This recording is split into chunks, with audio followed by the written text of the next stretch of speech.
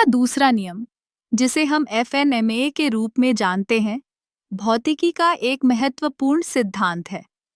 यह नियम बताता है कि किसी वस्तु पर लगने वाली कुल बल, फोर्स, और उस वस्तु के द्रव्यमान, मास के बीच का संबंध क्या है।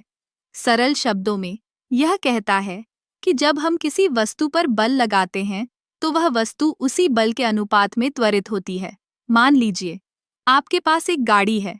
अगर आप उसे धक्का देते हैं तो वह आगे बढ़ेगी, लेकिन अगर वह गाड़ी भारी है तो आपको उसे धक्का देने के लिए ज्यादा बल लगाना पड़ेगा। यही न्यूटन का दूसरा नियम है। यह नियम हमें बताता है कि बल और द्रव्यमान का क्या संबंध है। अब अगर हम इसे और गहराई में समझें तो यह नियम हमें यह भी बताता है कि त्वरितता, असरदार के ताबे एक्सेलरेशन का माप कैसे किया जाता है। त्वरितता उस गति में परिवर्तन की दर है जो किसी वस्तु को मिलती है। अगर आप किसी वस्तु पर अधिक बल लगाते हैं तो उसकी त्वरितता बढ़ेगी, और अगर आप उस वस्तु का द्रव्यमान बढ़ाते हैं तो त्वरितता कम होगी जब तक कि आप बल को नहीं बढ़ाते।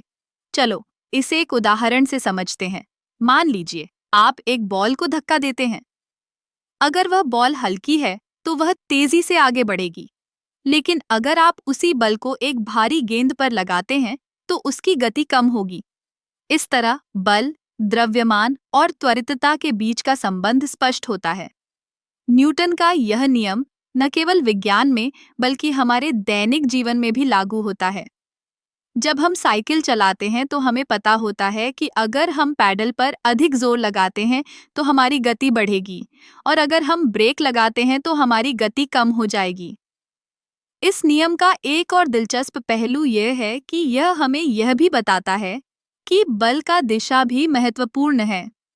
अगर आप एक वस्तु को एक दिशा में धक्का देते हैं तो वह उसी दिशा में बढ़ेगी, लेकिन अगर आप उसे विपरीत दिशा में धक्का देते हैं तो वह रुक जाएगी या पीछे हट जाएगी।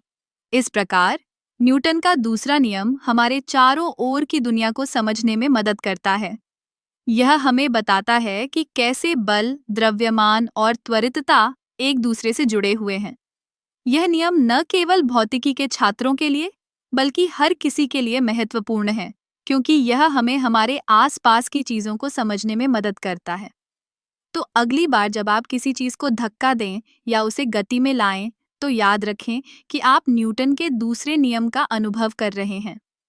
यह नियम हमारे जीवन का एक अनिवार्य हिस्सा है, जो हमें यह समझने में मदद करता है कि कैसे बल और गति एक दूसरे से संबंधित हैं।